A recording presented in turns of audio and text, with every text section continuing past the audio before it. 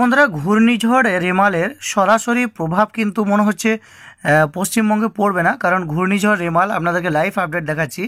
এটা যতদূর সম্ভব 25 তারিখ সন্ধ্যা নাগাদ এটা কিন্তু ভুবনেশ্বরের আঘাত আনার একটি সম্ভাবনা রয়েছে, যেটা কিন্তু আগে বলা হচ্ছিল যে এটা এই যে পশ্চিমবঙ্গের উপকূলবর্তী জেলা বা বাংলাদেশের উপকূলবর্তী জেলা, এখানে আঘাত আনার যে একটা ব্যাপার শোনা যাচ্ছিল, সেটা মনে হচ্ছে এটা কিন্তু ভুবনেশ্বর উড়িষ্যার কাছে এটা ল্যান্ডফল করার একটি সম্ভাবনা রয়েছে। তবে এর যে প্রভাব বা ঝড়ো হওয়া, সেটা কিন্তু আমাদের পশ্চিমবঙ্গেও চলবে।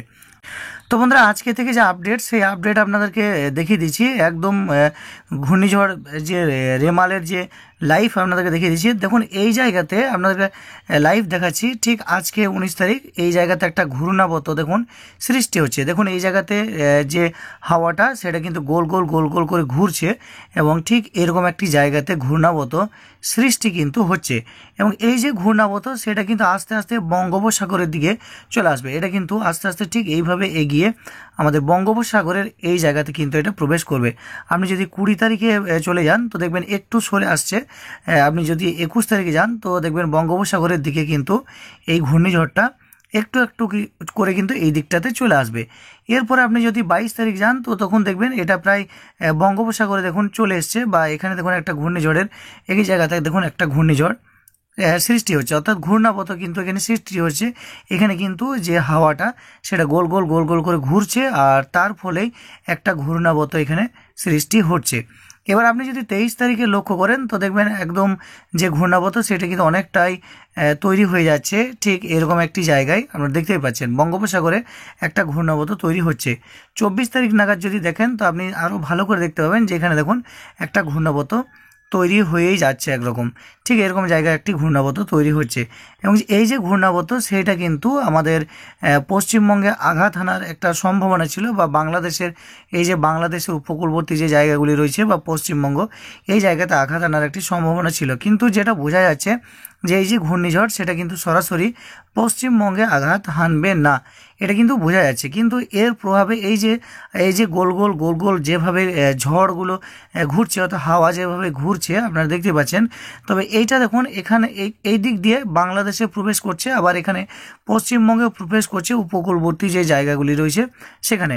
আপনি যদি আরেকটু 25 তারিখে যদি খেয়াল করেন তো দেখবেন 25 তারিখ সকাল দিকে নাগাদ আপনার পশ্চিমবঙ্গ এবং বাংলাদেশের উপকূলবর্তী জেলাগুলিতে ঝড়ো হাওয়া তৈরি হয়ে যাবে, এবং সেখানে কিন্তু ঝড়ের গতিবেগ কত হবে না সেটাও আপনারা দেখতে পাবেন।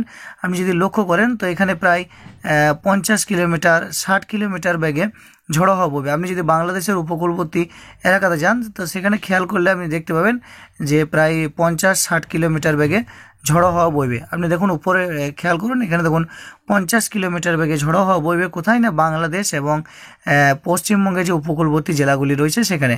এবং এই যে ঘূর্ণিঝড় যেটা আঘাত হানবে, সেটা বোঝা যাচ্ছে যে 25 তারিখ সন্ধ্যা নাগাদ এই ঘূর্ণিঝড়টি দেখুন এটা কিন্তু প্রবেশ করে যাচ্ছে ভুবনেশ্বরের ঠিক কাছেই এটা প্রবেশ করছে। তবে এর যে প্রভাব বা ঝড়ো হাওয়া, সেটা কিন্তু একদম পশ্চিমবঙ্গ এবং বাংলাদেশের মধ্যে দেখুন ব্যাপক হারে এই ঝড়ো হাওয়া কিন্তু প্রবেশ করছে। আর এই জায়গাতে কত কিলোমিটার বেগে ঝড় হাওয়া হবে না আপনারা দেখতে পাবেন যে এই মুহূর্তে যদি খেয়াল করেন তো প্রায় পশ্চিমবঙ্গ এবং বাংলাদেশের উপকূলবর্তী এলাকাতে 60 কিলোমিটারেরও ওপরে ঝড়ো হওয়া গতিবেগটা কিন্তু থাকবে। ঝড়ের যে গতিবেগ একদম পরিষ্কার বুঝতে পারছেন, সরাসরি প্রভাব না পড়লেও একদম এটা হচ্ছে পশ্চিমবঙ্গ, এদিকটা হচ্ছে বাংলাদেশ। এর যে উপকূলবর্তী যে জায়গাগুলি রয়েছে আপনাদেরকে জুম করে দেখিয়ে দিচ্ছি, এই উপকূলবর্তী জায়গাগুলিতে একদম এর যে প্রভাব সেটা কিন্তু থাকবে। বাংলাদেশের উপকূলবর্তী এলাকাগুলিতেও দেখুন ঝড়ো হাওয়া প্রবেশ করছে, এবং পশ্চিমবঙ্গের উপকূলবর্তী জায়গাগুলিতেও দেখুন ঝড়ো হাওয়া প্রবেশ করছে। একদম ঝড়ের গতিবেগটা আপনাদের দেখিয়ে দিলাম, আবারও দেখিয়ে দিচ্ছি একদম 60 কিলোমিটারের উপরে গতিবেগ রয়েছে বাংলাদেশে। আপনি যদি পশ্চিমবঙ্গের দিকেও এগিয়ে আসেন তো এখানেও দেখবেন 60 থেকে 70 কিলোমিটার পর্যন্ত গতিবেগ হয়ে যেতে পারে। আমাদের এই যে ঘূর্ণিঝড় রেমাল, সেটা কিন্তু 25 তারিখ সন্ধ্যা নাগাদ এটা ঢুকে যাবে। তবে কোথায় এটা সরাসরি প্রভাব আমাদের পশ্চিমবঙ্গে না পড়লেও এই যে গোল গোলভাবে যেটা ঘুরছিল সেটা কিন্তু ভুবনেশ্বর দিকে যাচ্ছে। কিন্তু ভুবনেশ্বরে তেমন ক্ষতি না হলেও পশ্চিমবঙ্গ বাংলাদেশে ক্ষয়ক্ষতি বা ঝড়ো হওয়ার সম্ভাবনাটা কিন্তু সবচেয়ে বেশি রয়েছে। আপনি যদি 26 তারিখ দিকে লক্ষ্য করেন তো দেখবেন এখানে দেখুন পশ্চিমবঙ্গে ব্যাপক হারে যে ঝড়ো হওয়া বা বাংলাদেশে ব্যাপক হারে ঝড়ো হওয়া প্রবেশ করছে।